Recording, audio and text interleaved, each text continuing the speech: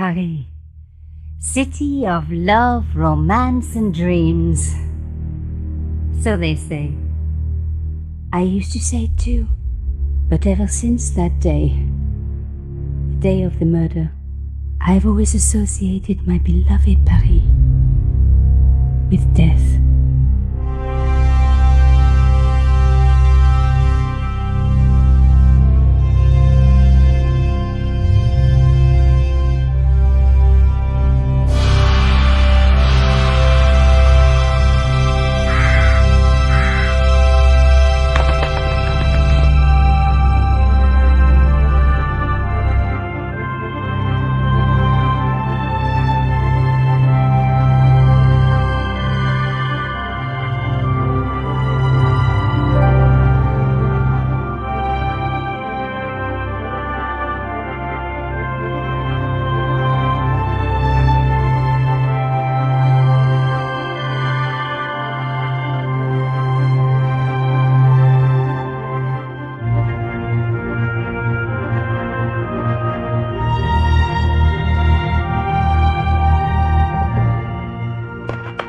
I was at home having a bath when my editor called. Caller, get your ass over to the Palais Royal now. You got an interview. With Pierre Carchon. Yes, the Pierre Carchon. No photos, so leave your gear at home. He asked for you personally. Don't ask me why.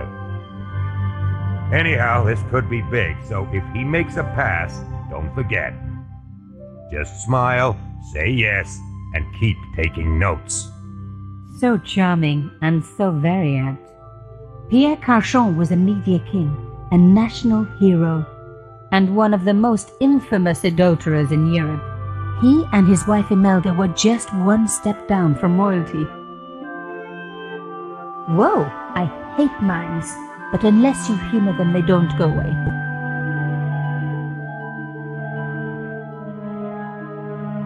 Here I was, the palace of the Media King and the Ice Queen.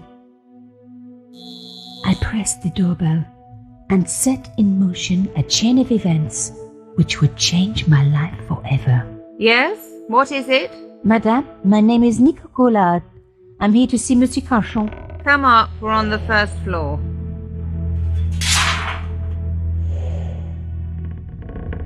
Madame Carchon, it's a pleasure to meet you. Yes, I'm sure. The Ice Queen was certainly living up to her reputation.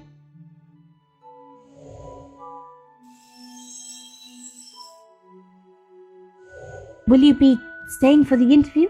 Mademoiselle, I know little of my husband's business affairs, and I care even less. I certainly have no intention of watching him pore over yet another pretty little journalist. Pretty? You're too kind, madame. Ah, the talented and very beautiful Mademoiselle Collard. Such a pleasure to meet you at last. Monsieur Carchon, I am honored. Oh, I'm sure you are. Call me Pierre, please. But I do not flatter you idly. I was a friend of your father. He was a great man. My father? He never mentioned. He and I were very close. And then his death. So tragic. I must... Imelda, your damned cat's in my study again. Another Ming vase, I suppose. Excuse me for one moment, my dear girl. You journalists are getting younger each year. Perhaps it's the rest of the world getting older, madame.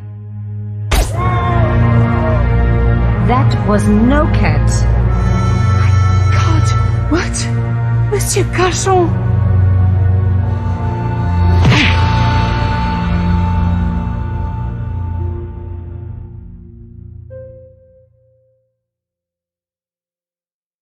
He's dead. I must call the police. You'd better stay here. There was a man. It was the mime. Do you think he... Well, I believe we can rule out suicide, don't you? No wonder they called her the Ice Queen. She would have been top of my list of suspects if I hadn't seen the attacker myself. And if I hadn't come across a couple of murders just like this already. One of the most important men in Europe murdered And here was I, Nico Coulard, alone at the scene of the crime. Should I wait for the cops? Or start my own investigation? It was a no-brainer.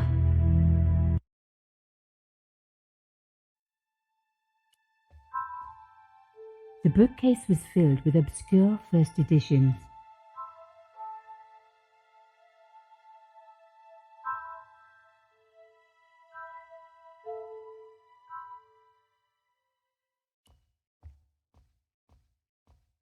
A bust of Pierre Cauchon, humble servant of La France.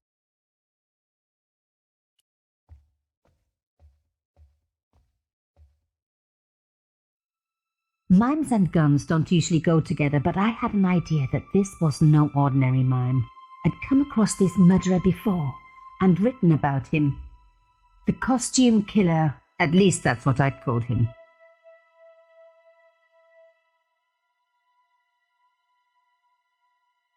I closed his eyes. It was the least I could do for the poor fellow. Some people hate searching corpses for clues. Me, I'm okay with it. Reminds me of an old boyfriend. In his pocket, I found a ticket stamped Bateau de la Conciergerie. Taking the ticket meant I tampered with the evidence. There was no going back now. Cauchon had been shot.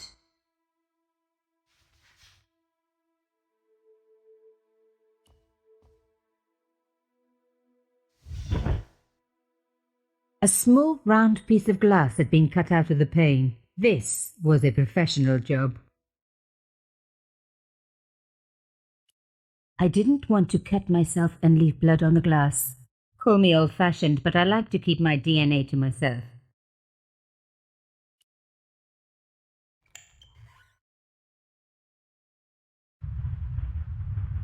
The killer must have used a ladder to reach the window. He was long gone. Guess he folded that ladder up, popped it in his pocket and took it with him.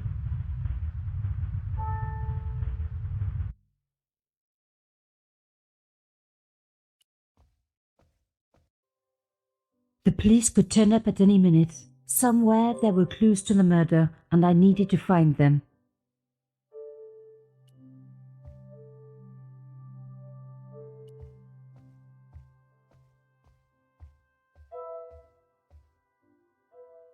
Pierre Cauchon was stiff for the last time.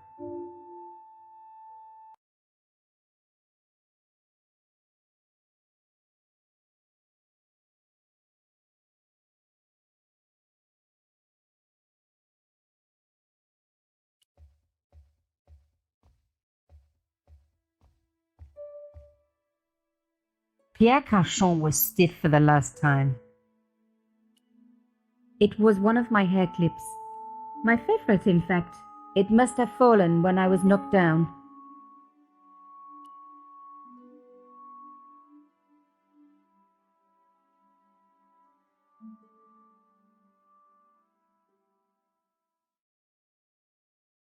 It was a boat ticket stamped Bateau de la Conciergerie. When I was a little girl, Papa used to take me on the Bateau Mouche as a treat.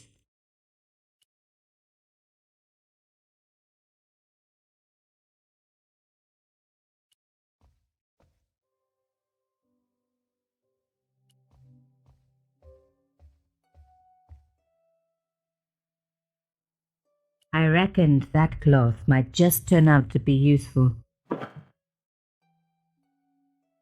Even my fingernail wouldn't fit into such a small hole.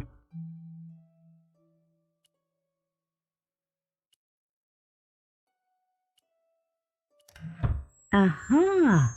Nico, you are just so damn good at this stuff. Instead of comforting Imelda, I was ransacking her flat. Why?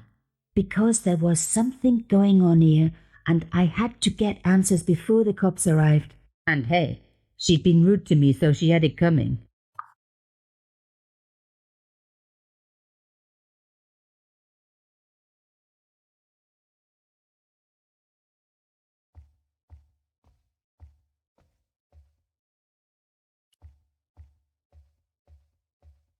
She was deep in conversation.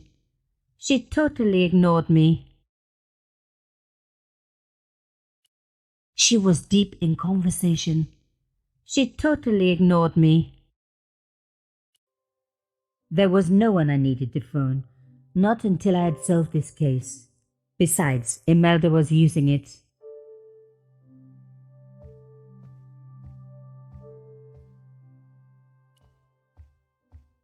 It was a tube of acrylic paint, French ultramarine. Just the color I was after for my bathroom. I'm sorry, I have to go. Someone is... Young lady, what are you doing? Oh, this paint. It's my favorite color. For God's sake, keep the damn stuff.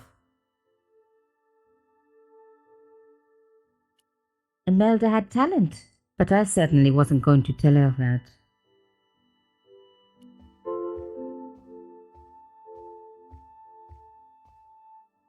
Excuse me, madame. Yes? I am so sorry for your loss, madame. No, you're not. You're a journalist. Journalists don't feel sorry. Not true. We shall see.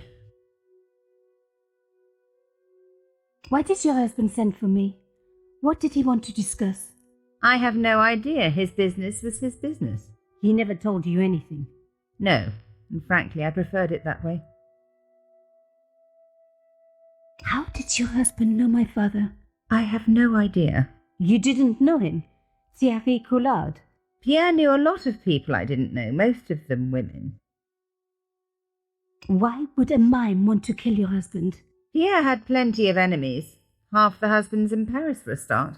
This is quite a scoop for you. I suppose you're already inventing the headlines. Just because I am a journalist. Don't patronize me. You're all cut from the same cloth. Do you have any moral sense at all? Yes, that's why I do this job. You do it to see your name in print. As if my editor gets the byline, I just do the work. Well, don't expect my sympathy. The police will be here soon, madame. Is there anybody you would like me to contact? Family, friends? No, I have no family. Pierre and I were... He was all I had, really. Not much, was it? The dutiful wife. That was my role. He never talked, never let me in. I know one thing, madame. What? If you want to find out who killed your husband, then you let me do the job, not the police. Why? How do I know I can trust you? Your husband invited me here today because he needed me. I think he knew somebody wanted to kill him, and he knew I could help. I doubt it was your database he was after. You're wrong. I was onto his killers already. I am sure of it. Please, you owe it to him. I don't know. All I need is a few more minutes to look around before the police come. You really do have a moral sense, don't you? I trust so few people. And perhaps Pierre really did think that you could help. Of course it wouldn't have stopped him seducing you too. Here, take this. It's the key to the drawing room next to the library at the end of the hall. It was Pierre's room. I rarely went in there. I couldn't. I was too scared of what I might find. Thank you. I promise you won't regret this.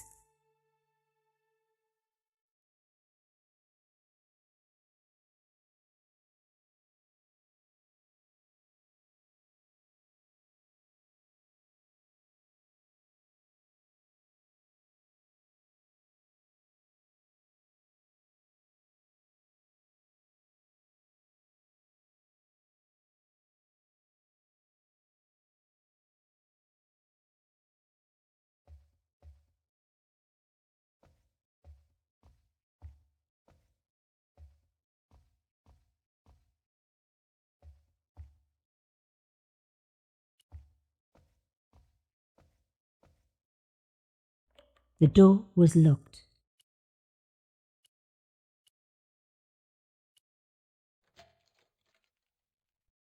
Now we were getting somewhere.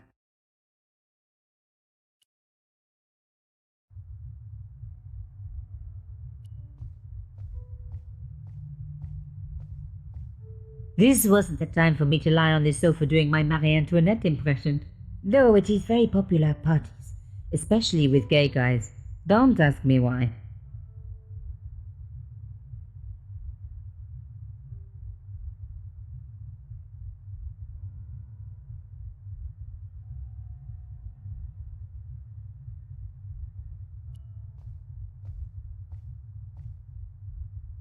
painting showed the Carchons together, in love. As the poet said, the past is a different country. Or did I read that in a fortune cookie? There was the very faintest of clicks.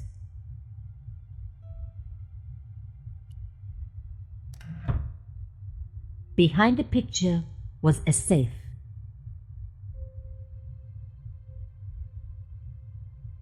The safe was locked. I needed the key.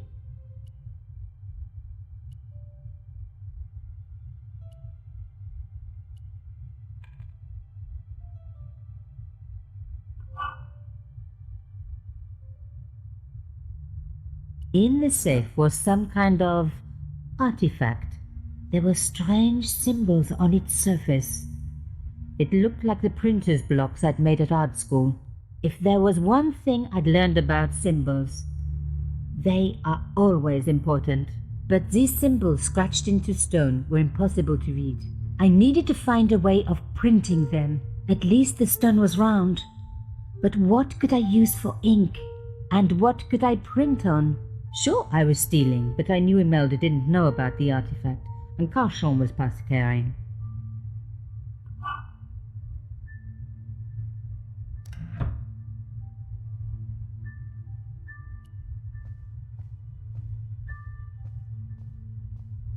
As expected, the desk was yet another priceless antique. Yawn.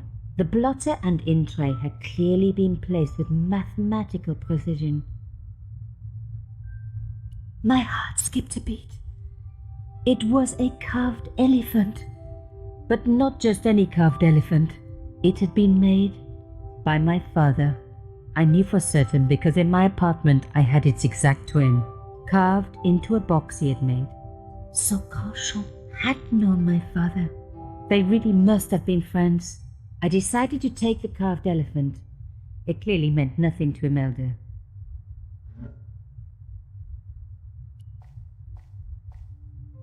I didn't need a sheet of blotting paper.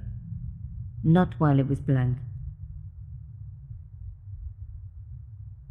I didn't want to take the tray, but I knew that I could use it.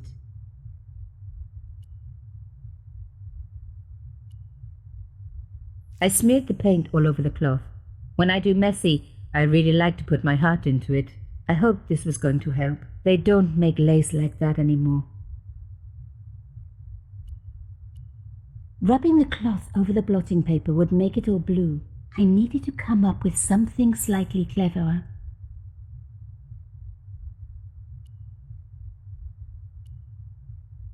I wiped the paint-covered cloth over the surface of the stone cylinder. It took me right back to art class at school. And Maurice, my gorgeous art teacher. Such a shame they had to fire him. Ah well, concentrate, Nico, concentrate.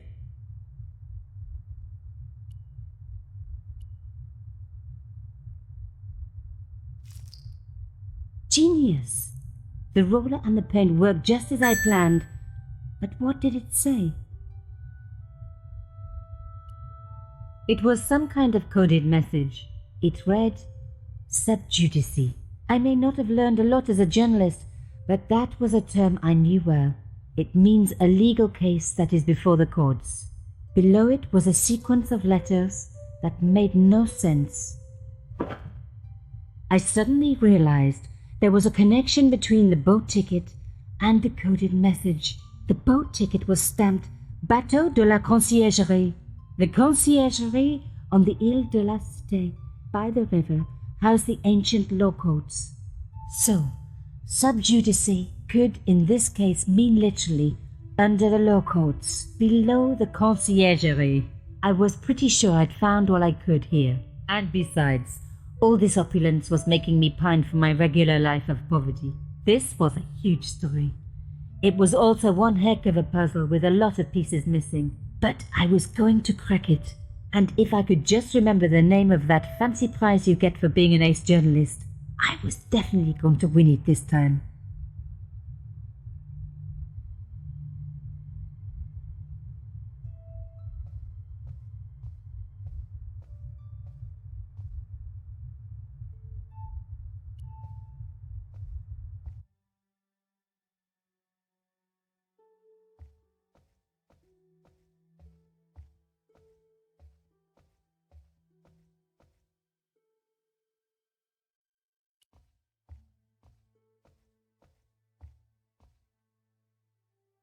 Did you find anything useful? This carving. Do you know anything about it? It was Pierre's.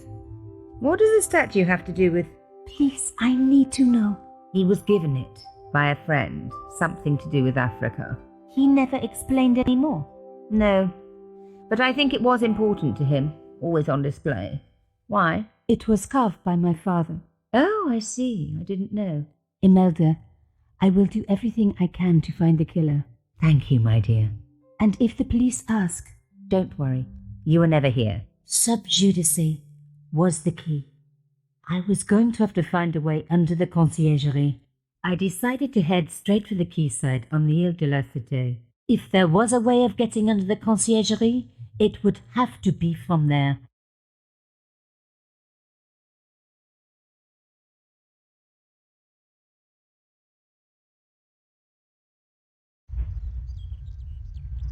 Canchon wasn't the type for messing about on the river.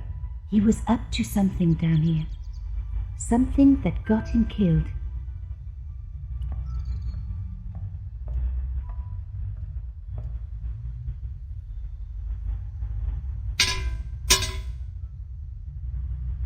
The fence wouldn't move.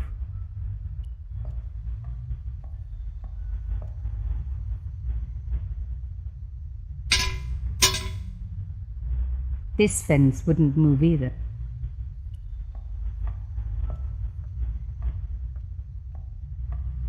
The cross looked familiar. I'd seen it before. It was embroidered on the lace cloth I'd picked up at Canchon's apartment. I knew I was on the right track.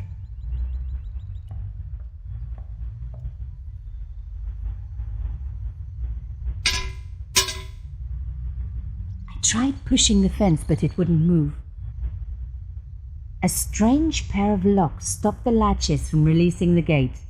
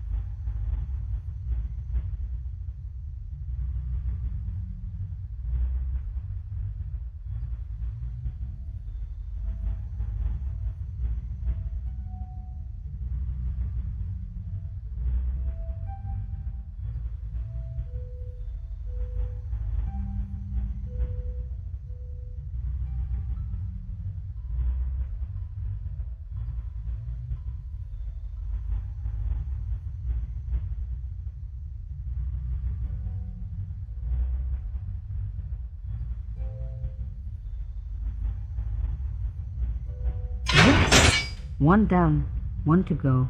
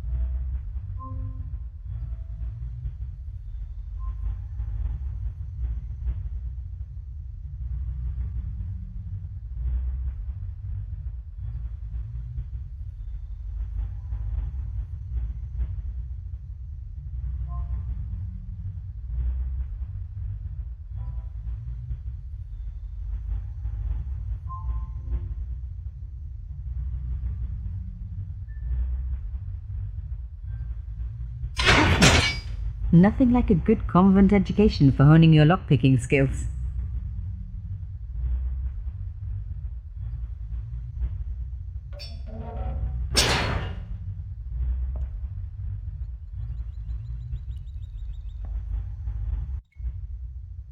For a room full of junk, that was one very sophisticated lock system. This place was definitely fishy, in more ways than one.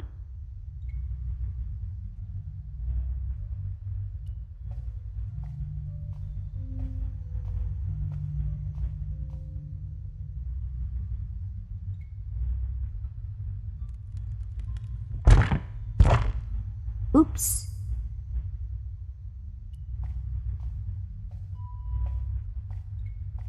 Moving the skiff would only damage it more.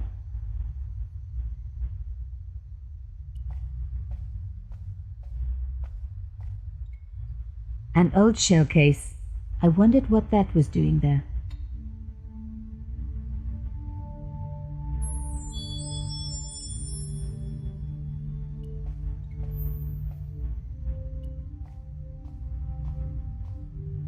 The words sinister and Dexter were carved on either side.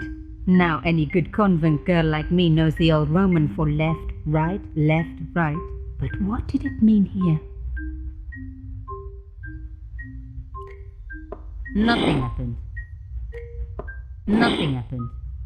The hole was too small even for my little hand.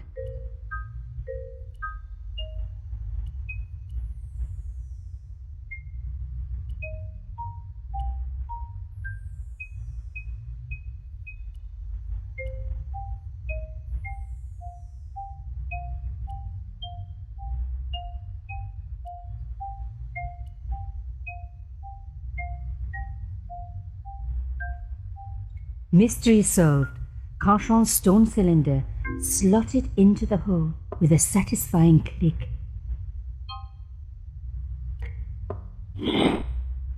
A satisfying click told me I turned it to the right position. It felt like tumblers in a safe. Another click.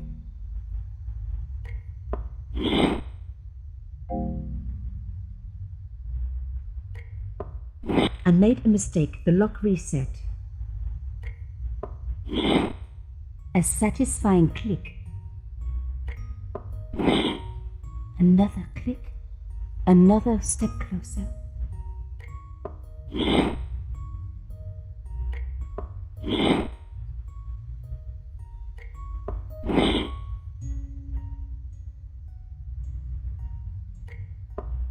Oh no! I had to start again. A satisfying click told me I turned it to the right position. It felt like tumblers in a safe. Another click. Another step closer.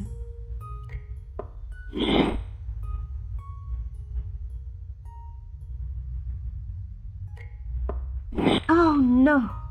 I had to start again. A satisfying click told me I turned it to the right position. It felt like tumblers in a safe. Another click. Another step closer.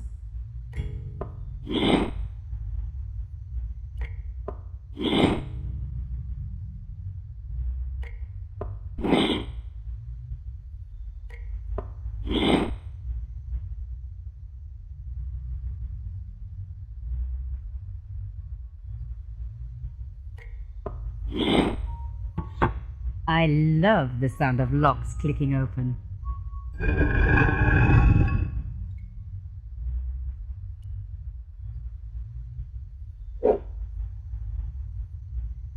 I removed the stone cylinder.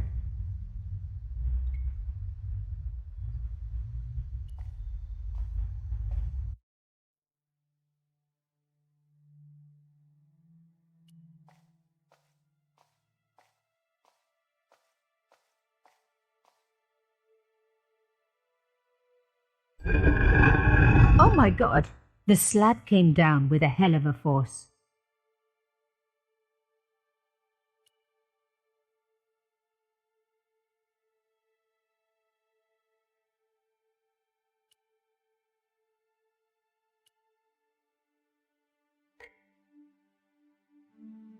The stone cross was propped up. Now I was getting somewhere.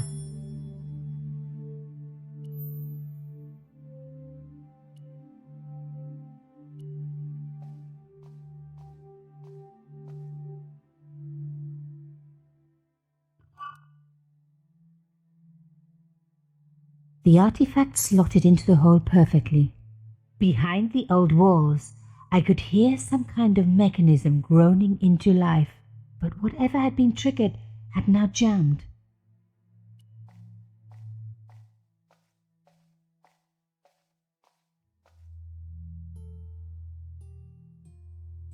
The gap was too thin for me to get a grip. I needed something thin enough to prise the door open.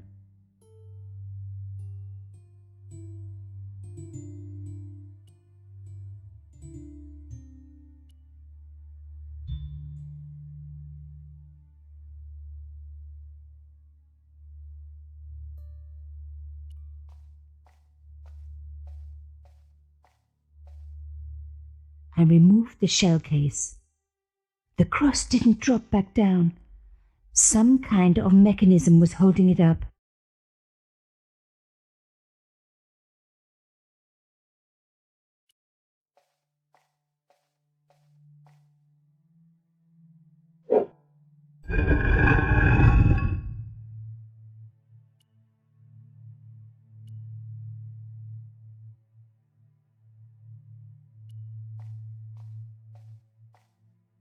Ut lex vel ut next, sumito.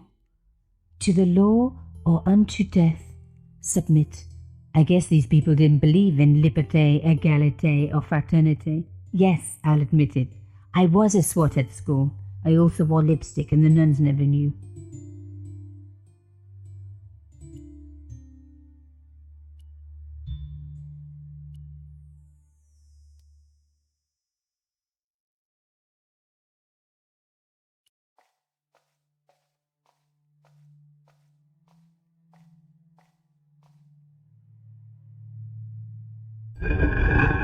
Lifting the cross closed the entrance door and also opened some kind of stone panel.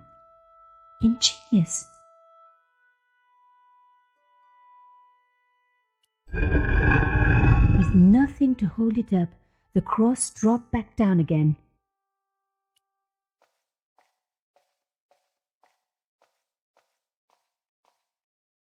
The stone slab had flattened one end of the shell case.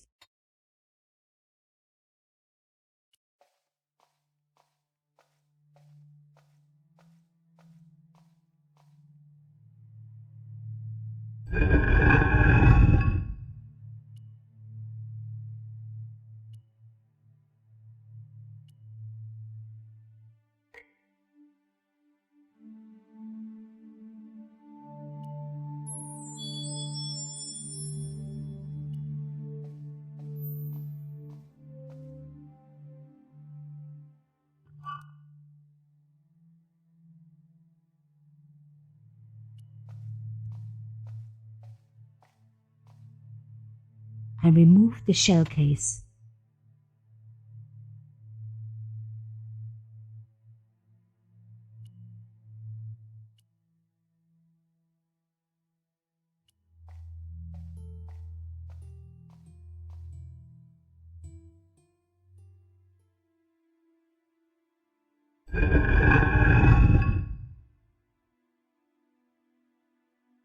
Another good use for a shell case. Another secret room. Somebody had something to hide. But was it what I was looking for?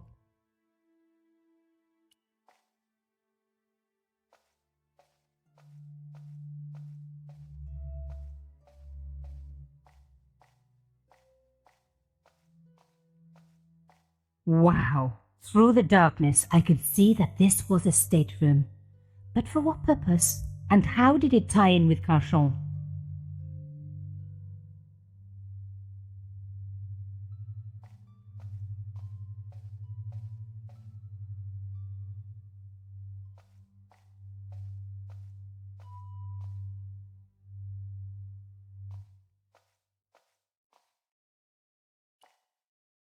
Amazing! The thing still worked. The room lit up bright as day.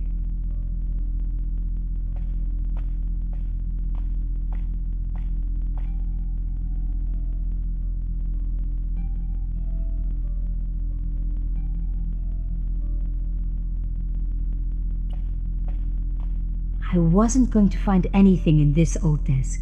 It hadn't been used for years.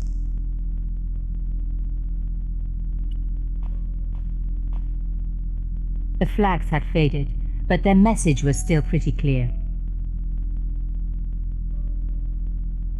Fascist regalia, a message of hate.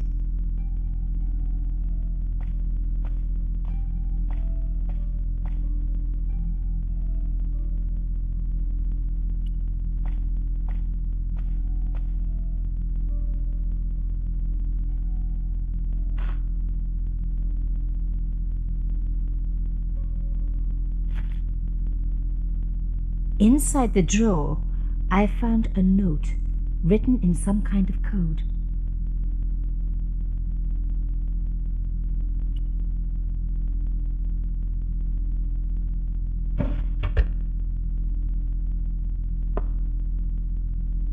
Damn! Don't you just hate it when that happens?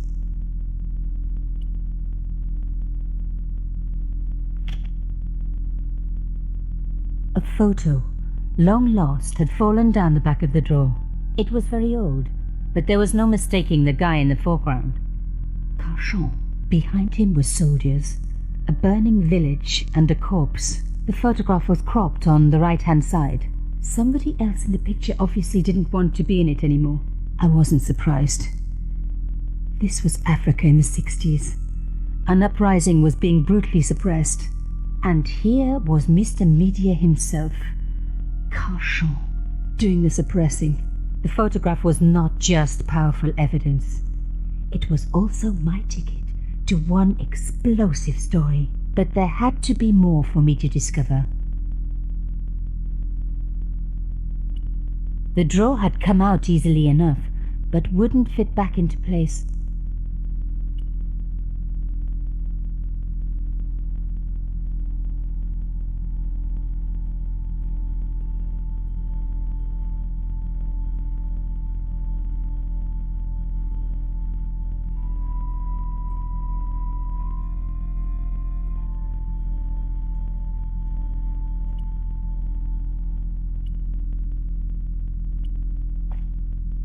It was pretty clear from the lack of dust that someone had been working very recently at this desk.